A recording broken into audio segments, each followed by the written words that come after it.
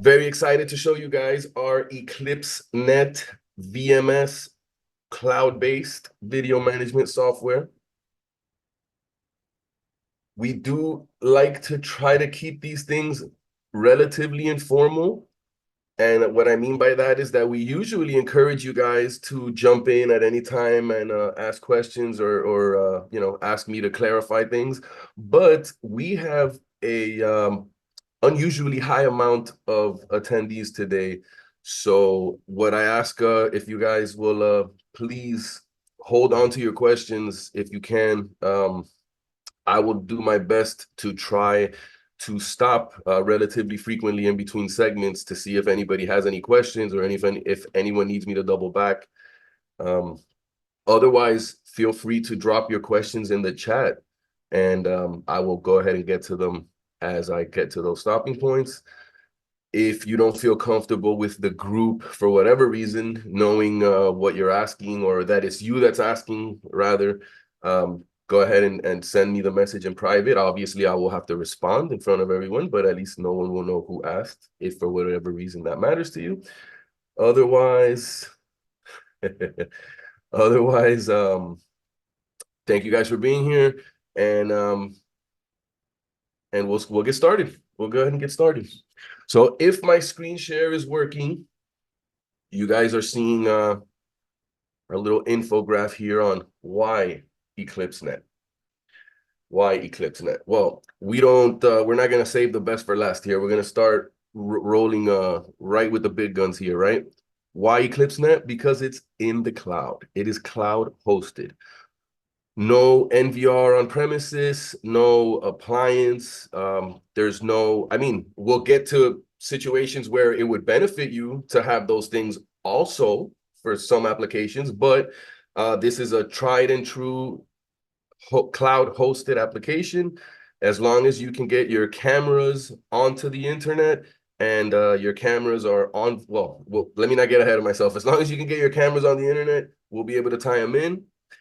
And as you see here, well, not as you see here, as you guys know, because this cloud thing has been going on for a few years now, right? It's not like this is the first time you're hearing it. But I will remind you guys that some of the biggest benefits that we get when we host our recordings in the cloud is security, right? And that's the number one reason that we're doing this, is for security. So in terms of physical security, the benefits of having your recordings in real time stored offsite cannot be understated, right? I mean, if there's a theft, if there's a fire, God forbid, if there's a flood for whatever reason, the last thing that you would want is any of your storage drives being compromised, obviously, because you'll lose your data, and recorders are expensive. No one wants to have to go back out to replace a recorder that was stolen or damaged for whatever reason. So it's a huge benefit to have the system recording offsite. And as far as non-physical, actual like cybersecurity, as we all know, over the last few years, it's not uncommon to hear read news articles about security systems being hacked and vulnerabilities being exploited to take advantage and do distributed denial of service attacks and other nefarious things. The main reason why that happens is because of, well, aside from poor system design, what happens is that as the internet evolves and we get new protocols like IPv6 and HTML5 and all that jazz, it's very important that networkable devices maintain an appropriate schedule of security updates to make sure that you don't have vulnerabilities or chinks in your armor, so to speak, as the internet develops and matures. So that being said, having this service hosted in the cloud allows for us to ensure that the system always has the latest and greatest security features, and that if there is anything that needs to be done super quickly because of urgency or whatnot, the system doesn't have to wait for an interaction by the user or by the integrator or by us. As manually, this is all just done on the back end in the cloud, and you guys never have to worry about any of those things. That being said, this is compatible with any camera. So as I was saying earlier, as long as you can get your cameras connected to the internet, you're going to find that we have 3 ways of integrating your camera into our software, which is going to go ahead and start tying into a little bit of the next couple of points, which you see our plug and play setup and our Eclipse gateway. Plug and play setup, as I'm sure you guys have heard that term before, refers to the concept of being able to get a device and attach it to the system with no configuration.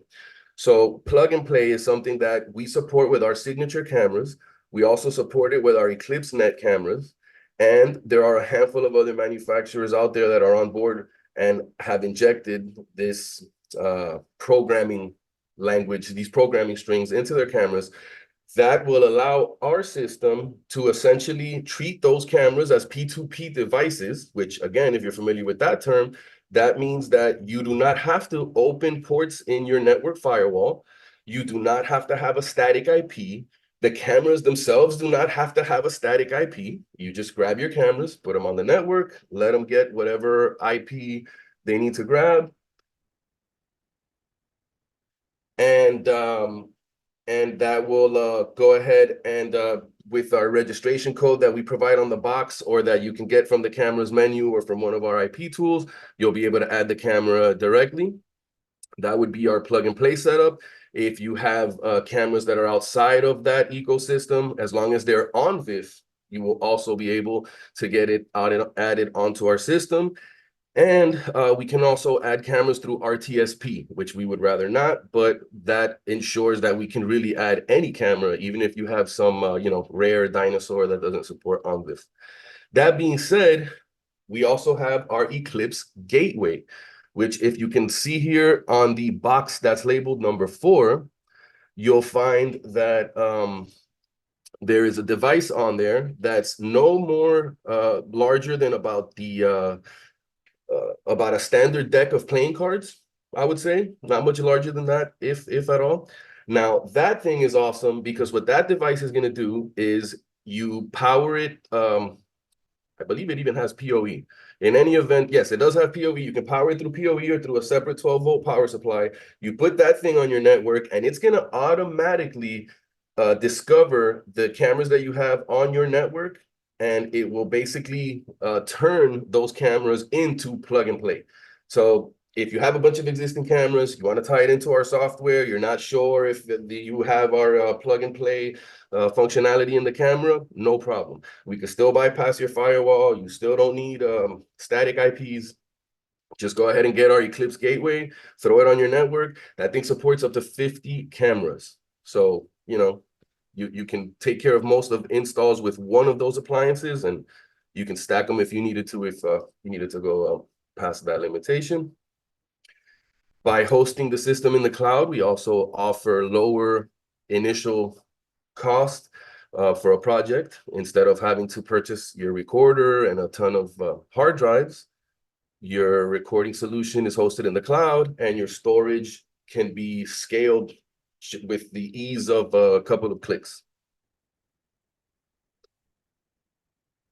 Okay, another huge benefit of hosting these systems in the cloud is that we can take advantage of a lot more processing power.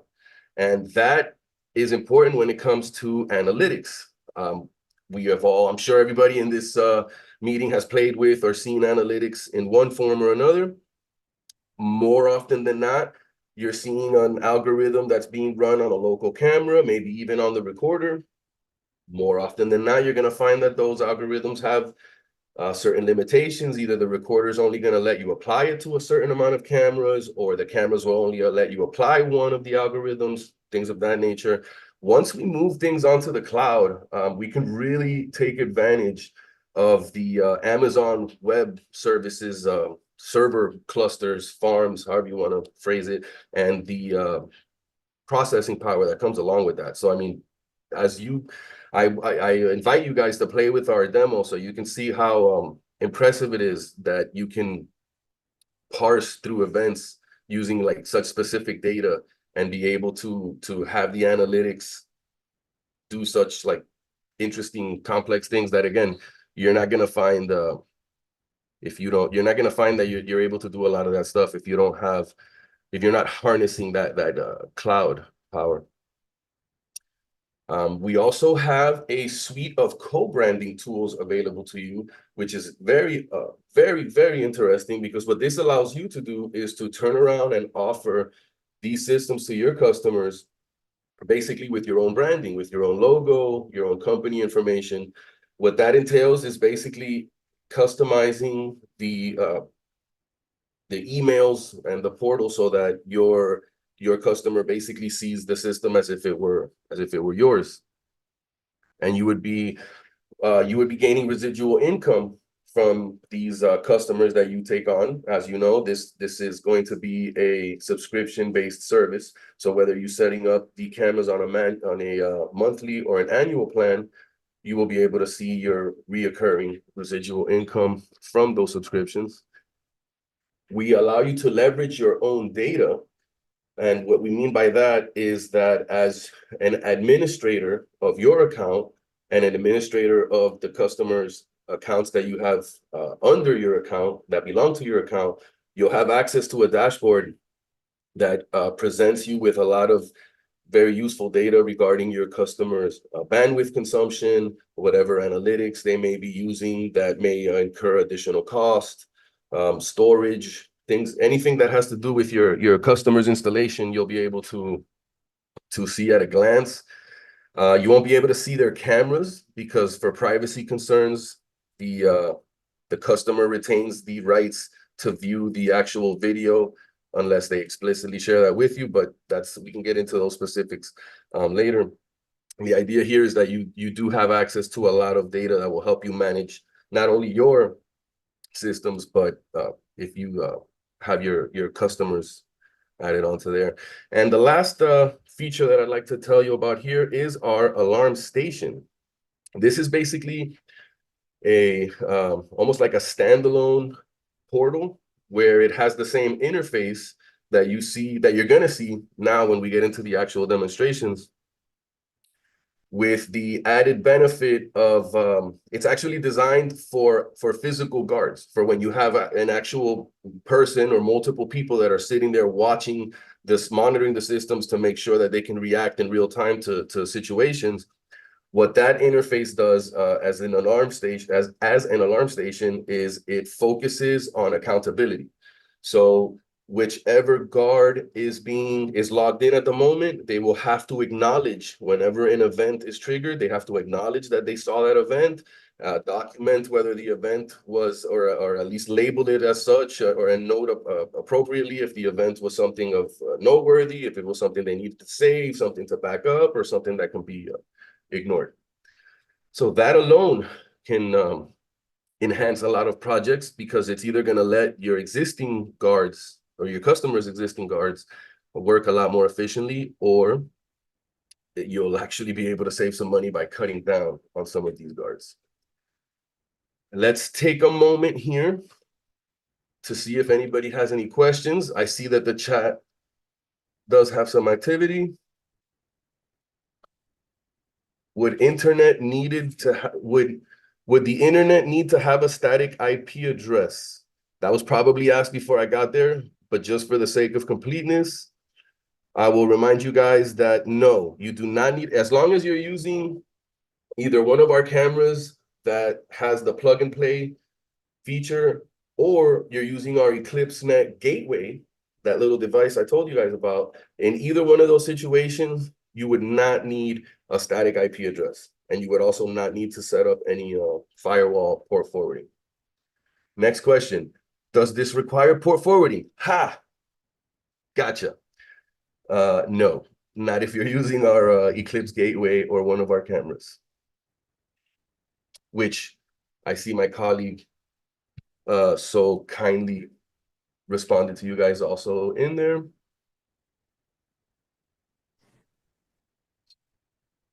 Will this work with an NVR or just with the camera? We can also add the NVR. We can add the cameras through the NVR.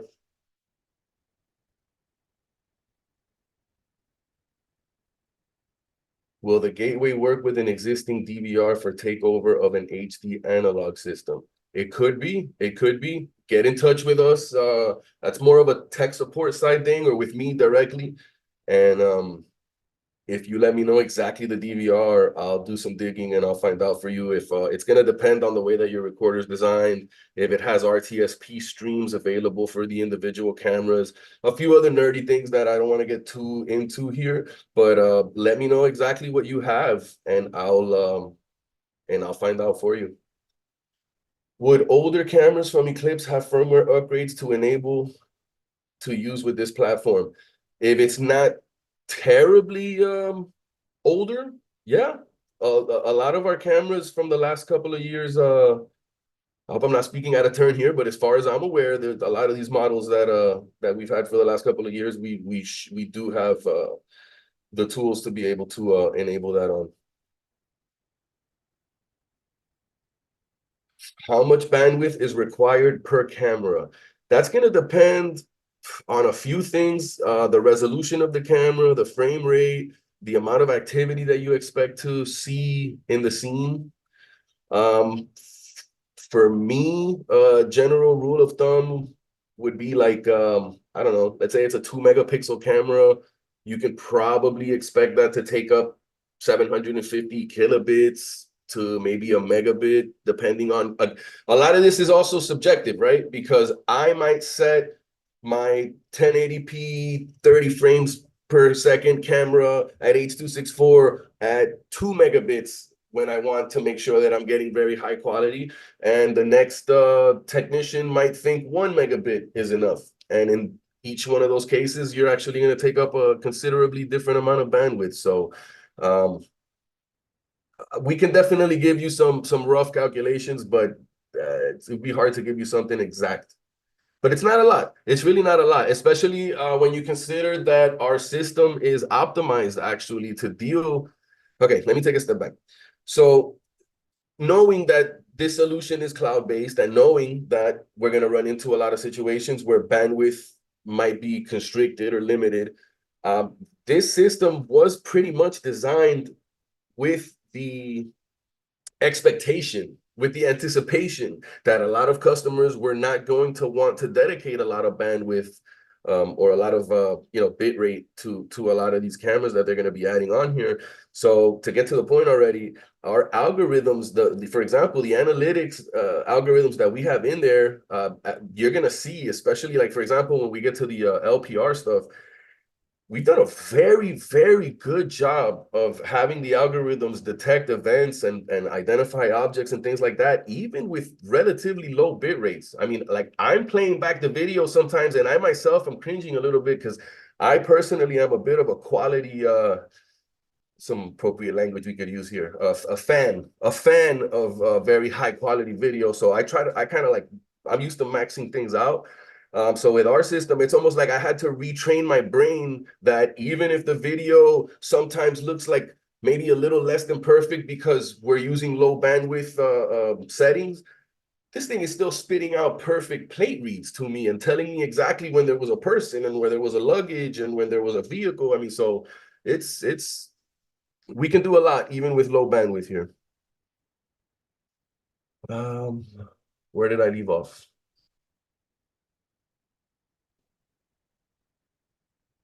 My understanding of cloud storage is that there is a charge per camera. Will this apply to your system? I mean, our system is definitely it's like it's based on plans, on subscription plans. So and we do have packages for like 4 cameras, 8 cameras, 16 cameras and up. But yeah, you can definitely expect there to be a charge per amount of cameras or however the plan that you end up choosing dictates. Because you and my company are taking on more responsibility for the customer, what is in place to protect my liability?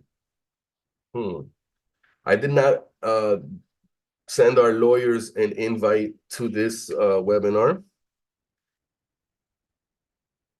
I'm sorry, I forgot Frankie dabbled a little bit in the liability really would be the same. Fair enough, Frankie, I love you. Thank you. Okay. Good morning. Is there any minimum bandwidth required? That's a very good question. Of course, that's Khalil. Hey, Khalil. Yes, no, depends, right? If you're a quality snob like me, then technically you have a bandwidth limitation minimum, because I know I'm not trying to send a 1080p camera through anything less. I'm gonna say 750 because this software has taught me that 750 can actually give good results. But like 3 months ago, I would never have put a camera out there for less than a megabit of bandwidth if it was 2 megapixels. But anyways, to shut up and give you a real response, there's not really a bandwidth limitation. No, I mean a minimum rather. It's just that the lower that you set those parameters, the less quality that you're gonna get from your stream. Um, Prices will be discussed further during the webinar. Nope. Sorry, you're gonna have to get in touch with your sales reps if you want to talk any pricing.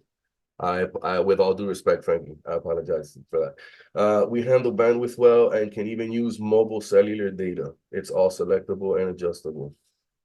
That is correct. Um, no license fees per camera, though. Okay, so do I contact my sales rep about prices? Yes, please do so.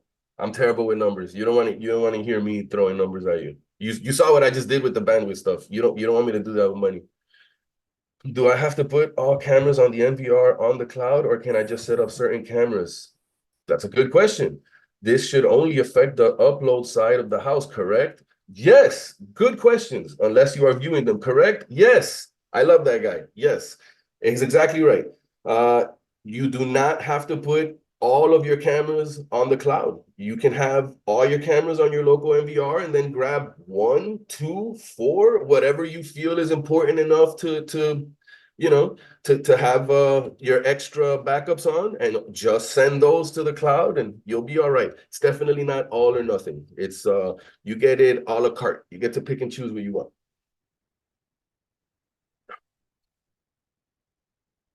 Oh, and you are correct that that would only be that would only be using upload at your customer's location, unless, just like you said, they're actually viewing those cameras from the cloud, which at that point, yes, you would also be downloading. But I can tell from the way you worded that question that you do understand what's going on here, and that's good.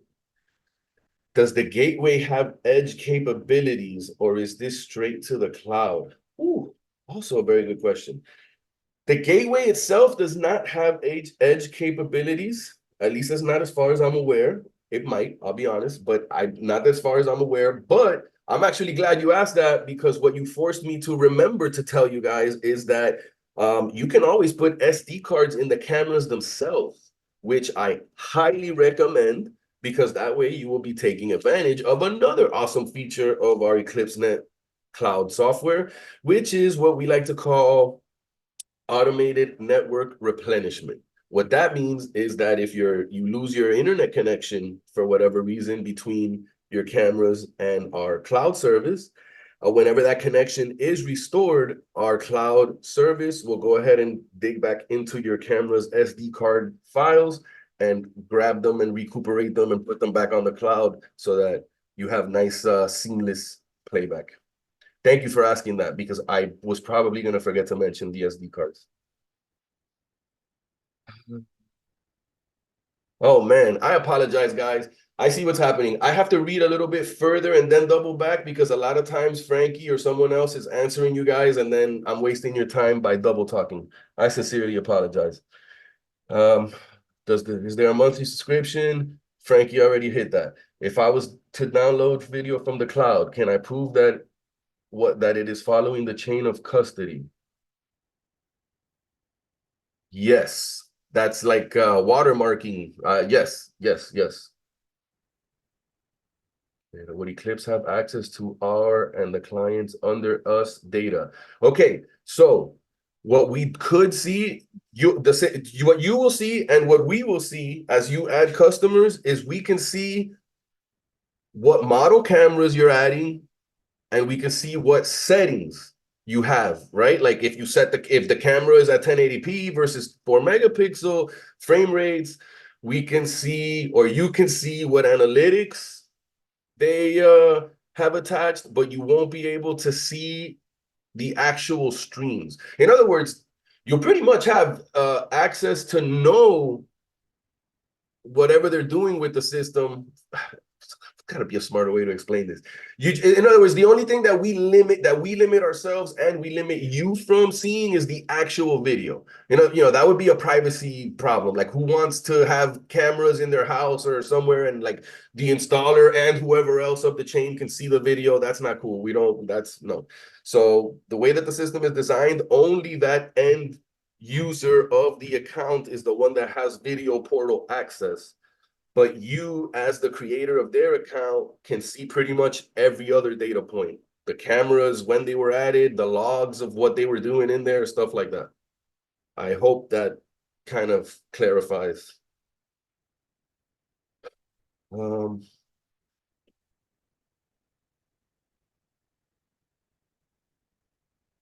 Is this cloud service still NDAA compliant? Yes.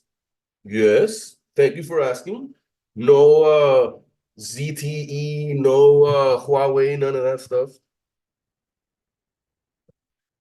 Okay, I know there's a few more questions there, but I'm being given the Apollo hook sign over here, so I'm gonna come back to some of these questions in a little bit. Sorry, guys. Um, let's get to some of the cooler stuff here. Okay, so this is our portal, our video portal. All I did here, you know what? Let's start from scratch. Make sure you guys get a good idea of what this entails, because you guys are going to be logging in so you can see this stuff and show your customers as well. We go to portal.eclipsecctv.net. We use our demo login, which you guys are more than happy to get in touch with your sales rep so that we can go ahead and give you a demo login. Let's clear these cameras out so you guys can see. So this is just like the basics when you first come in for the first time, which obviously, as you customize this and leave certain modules and things open, you'll see that the system's really good about saving that stuff so that if you log off and log back on, everything is pretty much where it was. The only reason that you're seeing this looking so new and plain and nothing going on is I did that intentionally so you guys could get a sense of what that first time initial setup is like. So when you first come in here, there's no cameras added. I'm gonna go ahead and, well, here you can see we have different layouts available with tons of cameras. Today, I'm only gonna focus on 4. Once I have these 4 spots on the screen, I can either click on each of these squares individually and pull up a camera, or I can take advantage of showing you another way of doing it that's gonna allow me to segue into showing you guys pretty much all these elements up here. So the first one is cameras. That opens up a list of our cameras, which we can also use to drag and drop. From this menu, we can even, assuming we had tons of cameras in there, we can start filtering them out by the title, which will help us find cameras very quickly. From here, we can, well, that's tech support stuff. You guys are not going to care about that. We can take any one of these modules and pull them off, relocate them to where we want. We can dock them to different parts of the screen if we want to. And you can have concurrent modules open at the same time. So for example, here we will go to navigation, which right now is empty because, again, this is the first time we're setting it up.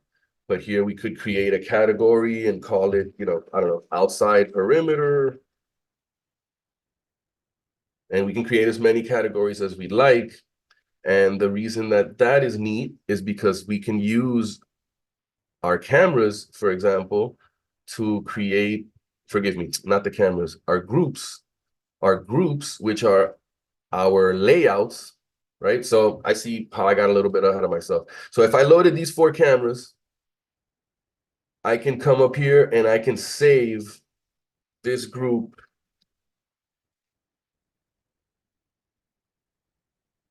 And once I have a group, I can take that group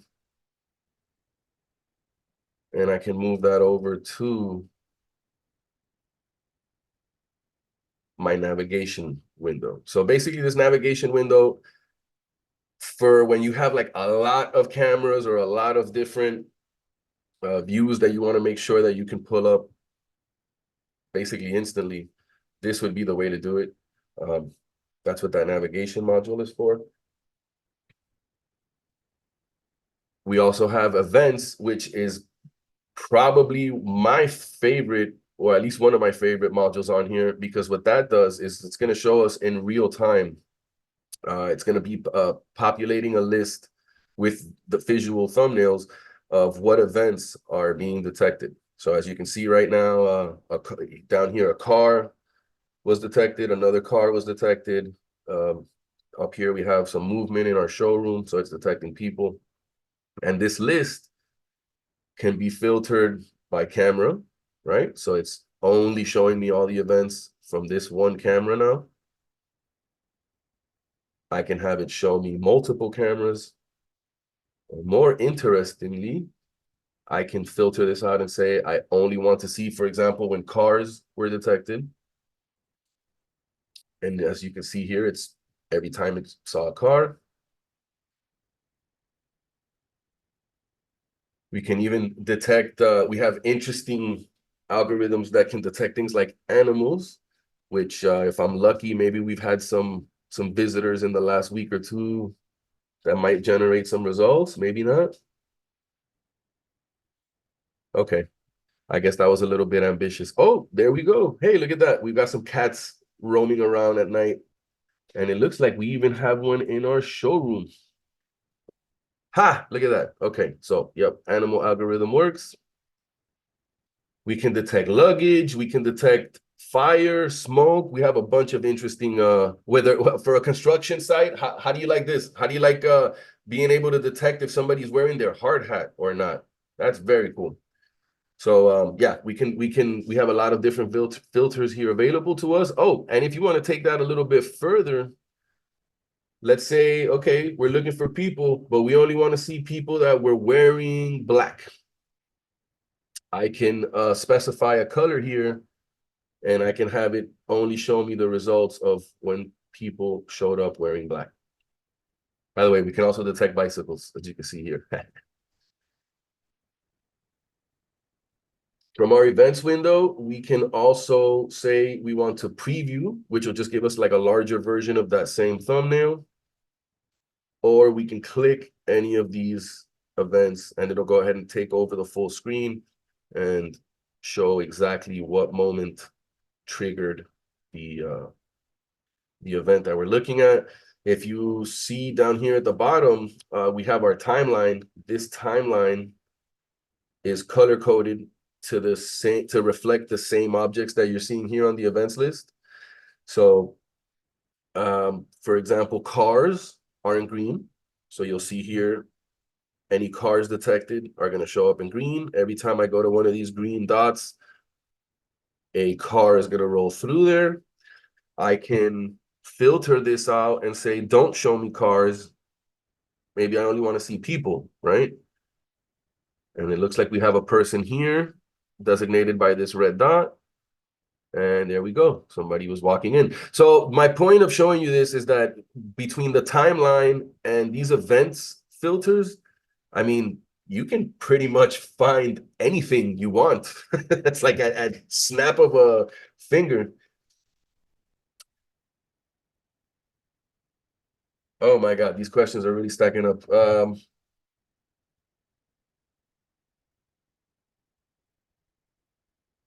Thank you, Frankie.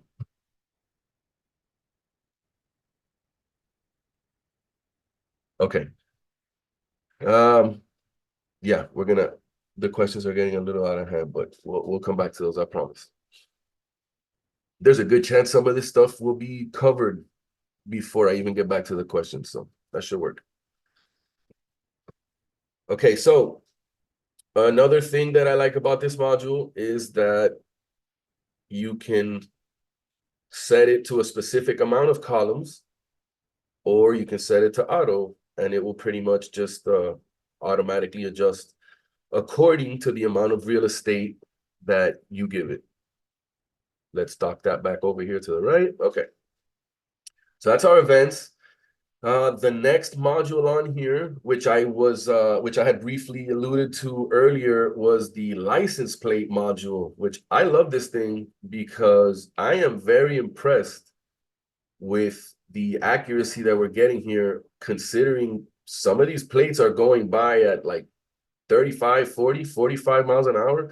So, I mean, this algorithm is like, it's on point, man. That frame is only in the image for maybe a frame or two before it's gone. And we're getting them. I mean, look, here you see EEZJ01, that's on point, QHIC48. All of these are accurate. And I can scroll up and down here and very easily see all of the actual thumbnails of the plate reads, which allows me to instantly see if the plate read was accurate or not. I get a color label. I get a little thumbnail showing me the actual vehicle and the plate that triggered it. And if I click on any one of these entries, it'll pull up the actual video, which again, I mean, that's not the cleanest plate in the world. I get it though. It's daytime. That wasn't too difficult. At nighttime, those are impressive catches. See, some of these are like, look at how blurry that plate is, and we still got it. That's awesome. So yeah, this license plates module for an application that is using LPR would be incredibly valuable. Here's a slightly different view where you can see all of the actual plate reads and their thumbnails.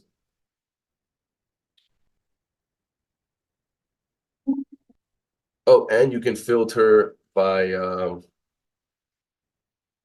there you go. You can start as you start typing characters, it'll go ahead and find those plates for you.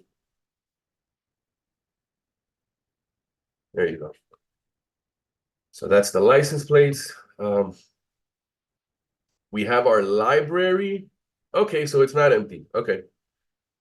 The library I thought was going to be empty because what this normally houses is backup clips, which I'll show you guys how to do in a second, just so you can get a sense of how easy it is. But essentially, let's say I wanted to do a backup of this person coming in. I would just click here, say create clip. I would bracket off that event. I would say save, and I would call that, front walk-in or something. And now when I go to my library, I'll have this front walk-in clip available for me. So that's it. It's really just what's the word? A repository, if you will, of whatever backups you have been doing, which I had not done any with this account. So I'm assuming one of my colleagues was in here messing around. I love it. Okay, so that's the library. We have our map, which, oh man, I just realized I let you guys down a little bit because I have all four of my cameras set to our actual address here. So like, okay, not a whole lot to show. It's just four cameras here at our building. What I meant to do, I got you guys next time we do this, is to put in an address of one of the cameras, like if it was in Missouri somewhere, another one is up in Orlando, so you guys can kind of get a sense of how the EMAP works on a broader scale. But at least at this level, you can see it's pretty much a map of where we are down here in beautiful, sunny Hollywood, Florida. And this number 4 in the circle here represents that I have 4 cameras associated with this address. If I click on there, it expands and shows me the 4 models. And if I click on any one of these individually, you can see a preview. And you can click on that preview and pull up the video right away. That's awesome. Aside from the map, you can do auto scan, which is just a fancy term we came up with for what we already know as sequential switching. Basically, I can add any camera to this, or I can even add layouts, which is pretty cool, right? I can add entire groups of cameras to this auto scan list. And once we have the auto scans list set up with the cameras and layouts that we want to cycle through, we choose the amount of time that we want for the software to spend on each individual view.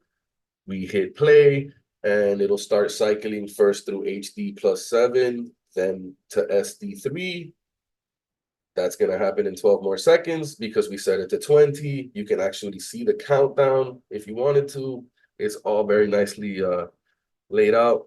This is the sequential switching of the future. And then we have our thumbnail grid, which is yet another awesome way of trying to locate and identify events in as little time as possible. So what I did here is I chose one of the cameras, right? Here's our 4 cameras. I chose one, and immediately you see that it's breaking up January 17th into several thumbnails for me. Today is still relatively early in the day. So to give you guys a better example, let's go back to yesterday so that we can actually have a full day covered. So here we have thumbnails representing the entirety of the day. Gosh, with my luck, there's not really a lot going on here visually. Let's pick a different camera. Let's go here. Let's go back to yesterday. Okay, so let's say for argument's sake, I wanted to know when this white vehicle. So it's like my investigation of today is when did this white vehicle get here? So I pull up my thumbnail grid. I see that this is the first time that it shows up. So it must be in this time segment. Again, this is the first time we see the vehicle in the image. So it must be in this time segment. See? So with that, I basically took an entire day's worth of data and narrowed it down to exactly the moment that I was looking for. And it took me, what, 3 clicks? 7 seconds? Maybe 5, if I wasn't explaining it as I was doing it. This thing is a search powerhouse. And you can modify here the size of the thumbnails. Maybe you're losing your eyesight like me, and these little thumbnails aren't very helpful. In that case, you can go bigger. Hey, I know that guy.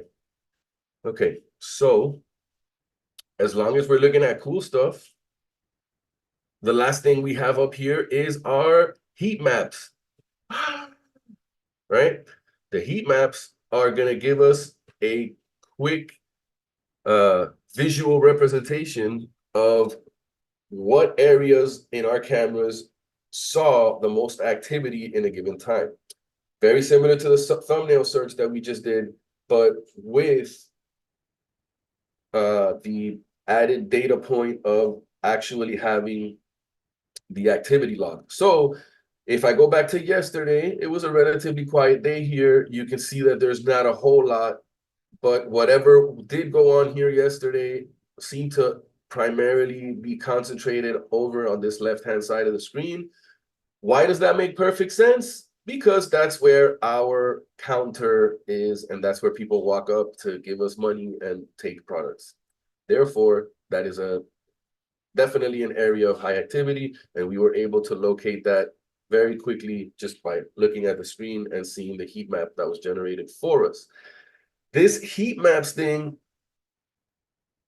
in this view, useful, sure, why not? But where this heat map thing really shines is when you use our area search tool, which is one of the features that I'm going to show you now that we have here on our live display. And this is per camera, right? So each one of these, let me not get ahead of myself. This is enabled on any camera that I have that has an analytics package attached to it. Where's my there we go. Okay. So what you'll find is these three cameras, for example, have this area search tool. See how it says event search? This one does not, because it does not have an analytics plan attached to it. But I'm getting a little ahead of myself. We'll talk about the plans a little bit more in a second. What I want you guys to see is the actual search tool, right? So if I use this camera, for example, I can open up my search tool, and right away, I get a heat map that shows me the highest areas of concentrated activity, the areas that have the highest concentration of activity, rather. So right away, we can see that this is our hot zone. Again, makes perfect sense. That's where all these vehicles are passing by constantly. So we definitely have a lot more activity going on out there than we ever will here. But this is where this tool starts to shine, not just with the heat maps, but with being able to designate specific areas. If you look down here on the lower left-hand corner, what you see is every event that occurred in this view, because so far we haven't specified anything. You see that? Right now, all those results on the left-hand side reflect the entirety of the screen. But if I specify an area, we can start narrowing it down. And that was not a particularly good example because I still got a big chunk of the street there, right? But if I start my search over and I say, hey, man, you know what? I only want to know when somebody approached my door. That's incredibly valuable to, at an instant, be able to isolate a specific area and have only the events that occurred in that specific area show up immediately like that. That's incredibly valuable. And again, that's not limited to today. You can go back to yesterday. And if you look here for bonus points, we also have some statistical data that's useful to us, including these people counting bars, right? So if I go to any one of these specific, oh, come on, cooperate. There we go. If I highlight any of these specific bars, it'll show me a breakdown of exactly. So here it says we saw 2 people from 2 to 3. Well, here you go. 2 people between 2 and 3. Maybe I want to see what 7 people triggered both of these bars. Cool. I can grab both of them and see what triggered those counts. Maybe I want to see the second half of the day. I can slide this over. I can expand it. This is super flexible. Super flexible. And you see, this is what I meant. You see how this video is like a little bit blurry and it doesn't look perfect.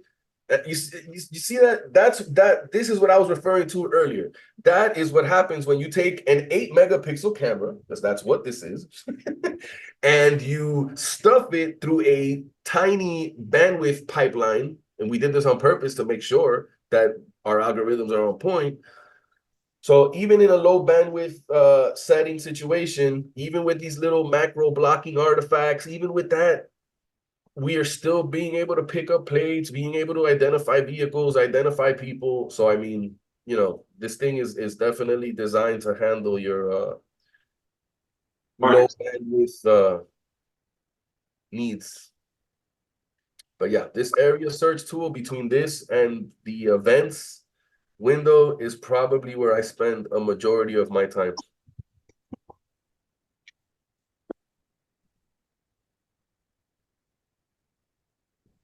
Okay. All right, so what else do we have here that's worth noting? The timeline. Let me make sure that I didn't skip over some important details there. This timeline at the very basic level will reflect when you did or did not have an event, any event, motion detection, an LPR, a license plate reading, a line crossing, whatever event that was, you're going to see dark blue on this timeline. Interesting. You're going to see dark blue on this timeline. Did Murphy just show up to enforce his or her law? Okay, there we go. So what you're gonna find on this timeline, and as you would, the reason you see the timeline expanding and contracting is because I'm going up and down with my mouse wheel. But as I scroll up and down with my mouse wheel, I can basically drill down into this timeline, and I can see that here, for example, there's an event. And we know that we have confirmation of that because of this red dot that labels this object as a person. Okay. What I'm trying to establish here is that at the most basic level, even if you do not have any of our analytics packages or anything fancy added onto it, you'll still be able to differentiate when you had an event versus when you did not. So to give you guys an example, this camera actually has no analytics attached to it. And that's why you'll notice we don't have the any of these red objects. We don't have any green objects for cars. There's no object identification when you don't have any analytics added onto your package. But you still do get the markings here that tell you that, yes, there is an event. So you can definitely still cut down greatly on your investigation time just by making sure you just go to those. And I would be remiss if I didn't show you guys that you still do get events here in your events window. It's just that unfortunately you're not going to see the what do you call that, the object classification that you get with some of the other cameras that you see. So for example, again, here, as we look at our events list, yes, we know that each one of these entries represents an event. We know that this truck showed up at some point, for example, but for us to really get the drill down of, what exactly, for example, here, if we switch to one of our cameras that does have the analytics packages, we see right away that each one of these events, or at least most of them, do contain a classification of whatever object was detected. That's why here we see there's a person, there's a piece of luggage, down here again, person, again, luggage. So if I open that up, I should see someone with what looks like luggage. So really, folks, what I'm trying to say here in not so many words is that the system works very well even without analytics attached to it. But if you really want this thing to shine and you want to maximize what you're getting out of this in terms of cutting down on investigation times and things like that, you're really going to want to add some analytics so that you have access to these filters. Again, being able to come here and say, I just want to see luggage. That's awesome.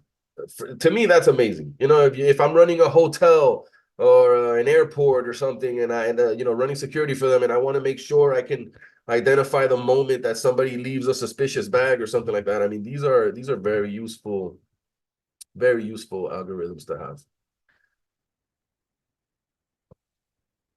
I'm gonna take a second to look at the questions here because I can feel them like burning off to the side here.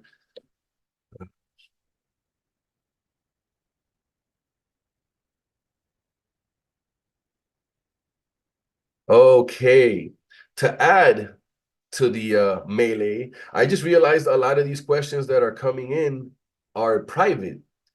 So as much as Frankie and some of my other colleagues have been doing a great job of jumping in to assist, I realize now there's a bunch of questions here that they haven't seen. So I will try my best to go through these quickly, I promise. Wow. Okay.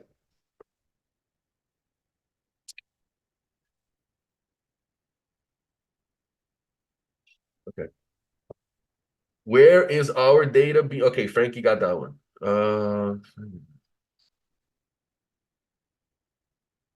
Wow, Frankie, thank you. Okay, so the end user would have to give us access if we want to do video monitoring for them. Yes, absolutely. I mean, look, man, you're creating the account for them. So it's like you could just create your own user under their account with your info, but that's not something that I would recommend that you do behind the scenes or something. In other words, I would do it with a full set of with the full transparency of like, hey, I'm doing this so I can help you and monitor your stuff or whatnot, because they will see that when they log in on their admin panel, they'll see that you put a user in there. So I mean, I would definitely make sure that I don't do it and forget to tell the customer.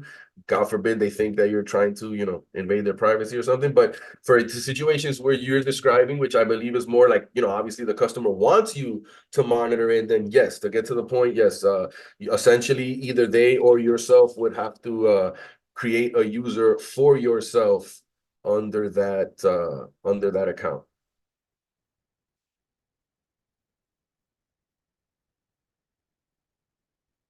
Okay. What is the okay? Yep, that one Frankie got. In private, somebody said you can detect fire. I love this now. I appreciate your enthusiasm. Yes, it detects fire and smoke. So no barbecues. Can you define? Okay, Frankie got that. Frankie got that. I'm really glad that Frankie got that one. Okay, here's another good one that was sent to me in private. What if I have camera systems in different locations on different networks? Can I still bring them all together as one system? Yes, absolutely. Either make sure you're using cameras with our push firmware so you don't have to worry about the static IPs and firewalls and things, or get our gateway and drop one in each one of those places so that again you don't have to worry about IPs and gateway firewalls and things like that. At the end of the day, if the gateway for whatever reason wasn't an option for you, you can even as long as the cameras are on Viv, just make sure that you get your ports open, and we can point to the IP of that camera, and we don't care where in the world it is, as long as it has internet access, we can tie it in. This is not problem. Okay.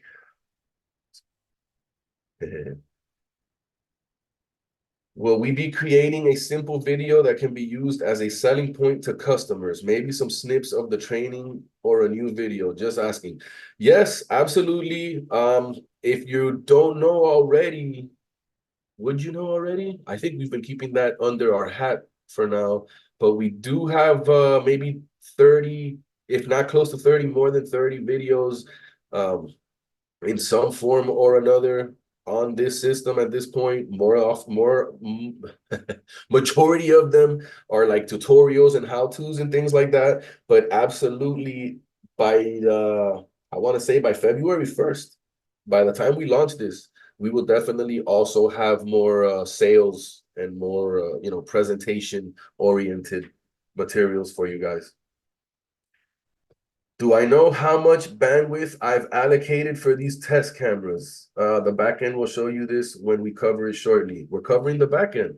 Okay, we can. I thought that would be a little boring for this, but we can. Please define the analytic package. Okay, good. Frankie jumped on that. Is this portal the same as the cloud mod? Frankie got that. Okay. Okay, sweet. Frankie, thank you. I appreciate you helping out in there. Okay, I guess back end it is. Let's see what's interesting to show back there. Um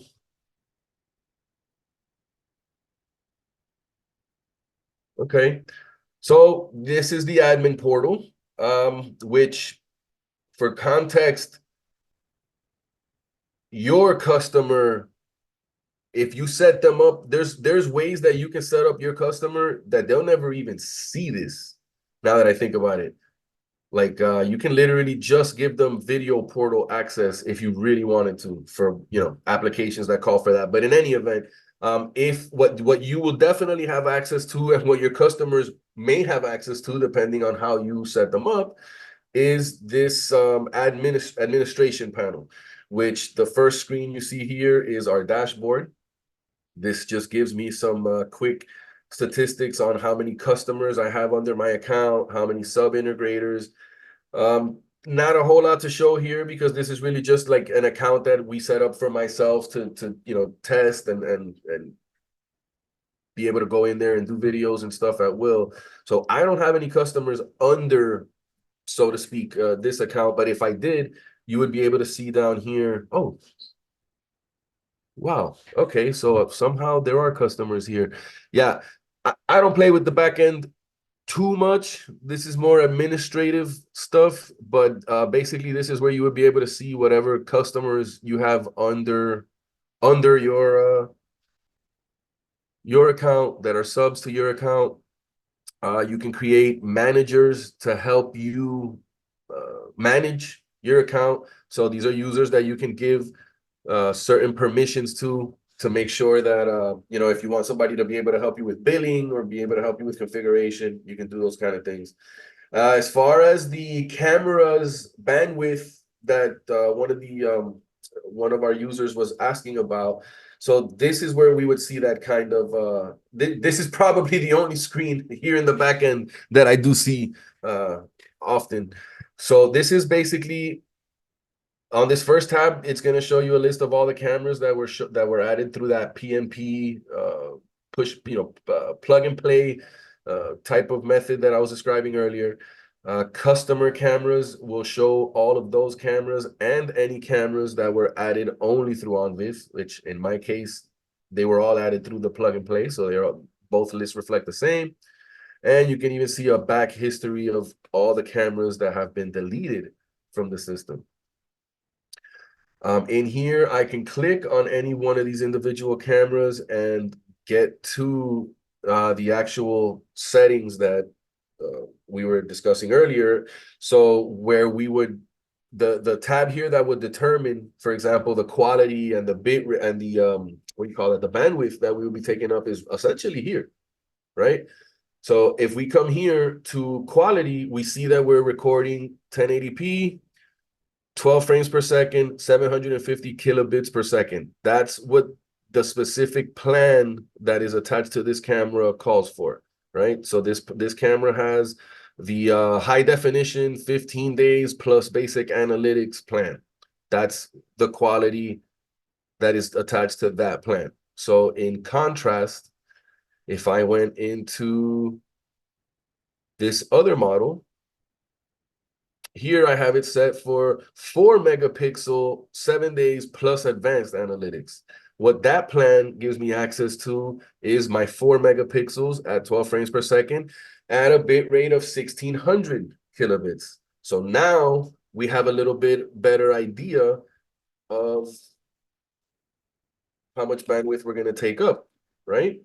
Because we know that,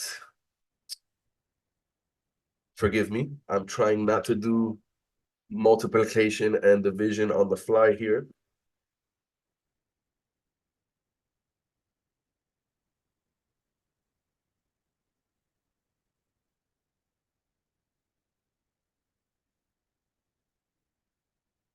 Okay, we know that that is equivalent to about a quarter of a megabit. So it's really not a lot of bandwidth at all. Aside from the quality, we could see general stuff here, the model information, if it passed all of its OnVIF module tests. The analytics, this is the other part of this backend where I do spend a lot of time. Here's where we would specify, for example, sorry, this is just asking me, do I want to use the settings that it detected inside the camera or the settings that I had previously set here? So essentially what we're saying here is we have camera events on, we have object detection and analytics on. Okay, now's a good time to stop and try my best to explain something to you guys here regarding the analytics. So if you guys remember a few minutes ago how I was showing you that on our timeline, right? If we're using a camera like this one, that has no analytics attached to it, we can still see when events were triggered. We just can't see exactly what objects were detected, right? So for this particular camera, we do have the, how do I explain this? You can still take advantage of your camera's built-in analytics to be able to trigger events. Okay, so it's not, for example, this camera that we have here does have line crossing, it does have intrusion detection, and it does have motion detection, right? I can use any of those triggers from the camera to tell the VMS that there was an event, and that's going to generate the dark portion of the timeline, and it's going to generate a thumbnail here in my events list, right?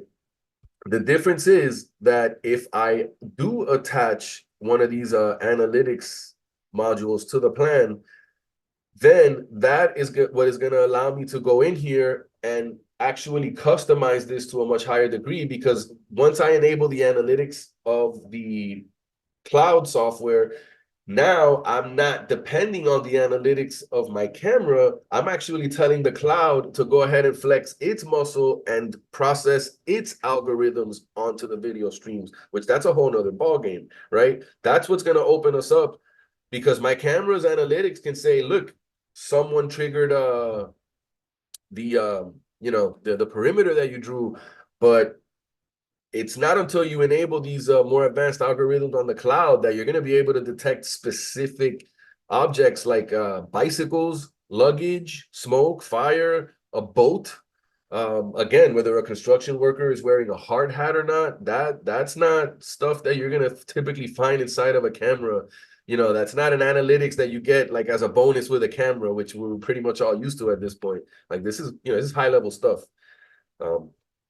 So by having those additional analytics added onto our package, we can come in here and we can very specifically say we do want to detect certain things, or we don't want to detect certain things. We want to make sure that there's a certain level of confidence when we're detecting these things. And do we want it to be based on motion detection across the whole screen? Do we want it to be based on a line that we drew in our line crossing tab? Or do we want it to be based on a perimeter that we drew so that we can trigger intrusion detection? And that's just for this one rule. I can create, gosh, I didn't want to save that. It's fine. I can create additional rules and base them on different event triggers, different, I can create a line and say, I also want to know when an object crosses the line, but at that point, if it's an animal, I don't want to know about it. I only want to know if it's a car or a person. That kind of, like, you can get really specific here by adding as many rules as you want and getting very intricate with which objects and which areas you want to detect those objects. We also have our events tab that basically shows us every time an event was triggered. Motion events, object detection, intrusion detection, just like I mentioned earlier. You're seeing here basically every time one of those individual algorithms were tripped. And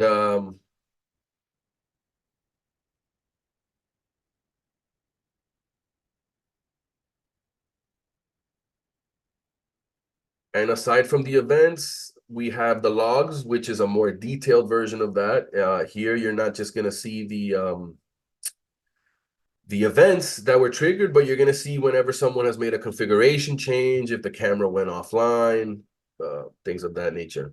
And you can delete the camera from here.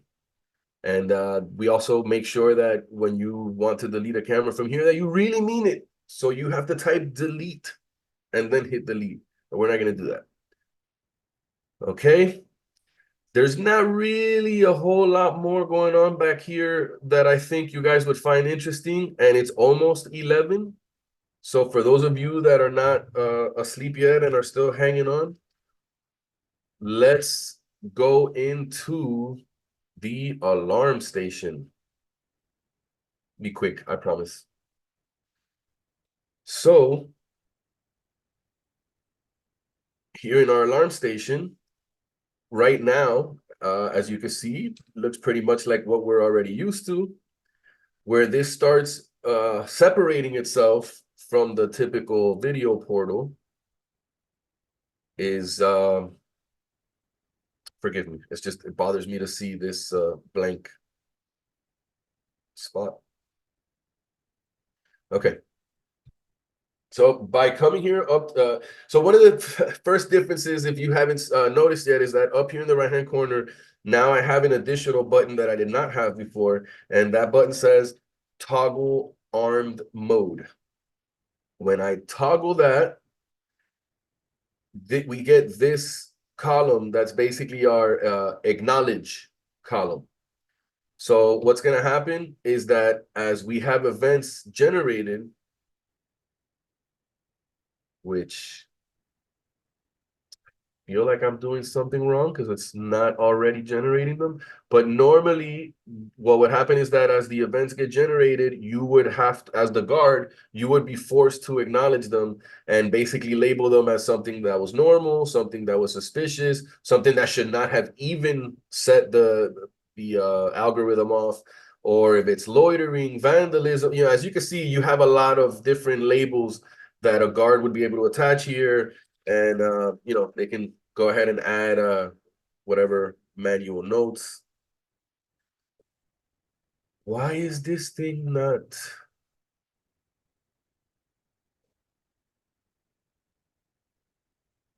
Yeah, this thing's making me look dumb because from what I remember,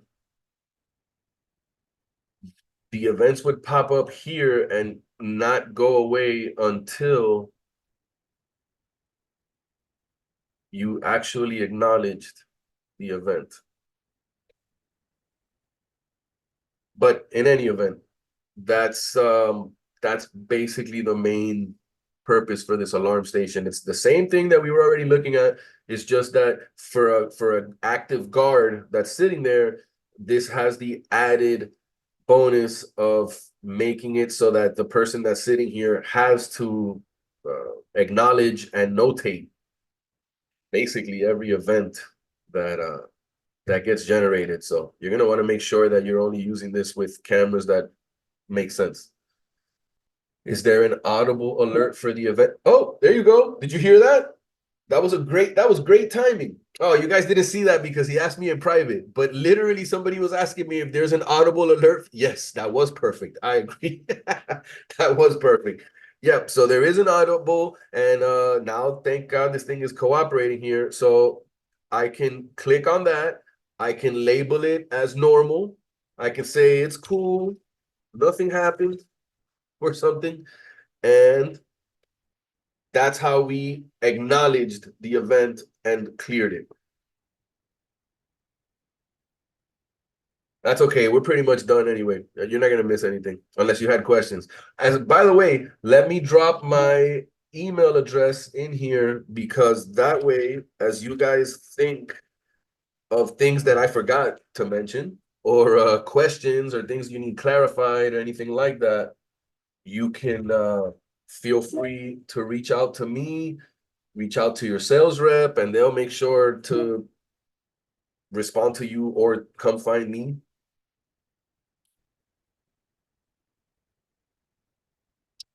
Yes, we will have a recording of this available hopefully sometime later today. Zoom is usually pretty good about handing the recordings over in a timely fashion. So hopefully at some point later today, we can start giving out those recordings. What I do ask of you, because I personally do not have a list of everybody that was in here. So if you can either be so kind as to email me or your sales rep or call your sales rep, whatever, just get in touch with somebody here and tell us, hey, I want that webinar recording, and I will make it up, and give us your email address, please, whatever email address you want it sent to, and I will make sure that we send you the copy of the recording. Thank you guys so much for being here, really. I always appreciate that I know you guys are all out there trying to make sure that you stay on top of your game and on your businesses and stuff, and that that you guys would take this time in the middle of the week to spend with us. Really means a lot to us. Really, like, I thank you for that, and thank you guys for the very good questions and for not going too hard on me. But definitely a lot of good questions. What's the cost for this service? We will be more than happy to discuss that with you. Just please get in touch with your sales rep, whether it's Roxana, Tony, Silas, Joey. They will be able to accommodate you. And the pricing on this can vary wildly depending on what resolution, what analytics, what so definitely we don't want to give blanket statements out here. We want to make sure that you're getting something that's customized to your particular application. Don't forget to check out Eclipse CCTV for more info on our security systems, and hit that subscribe button to make sure you don't miss our next video.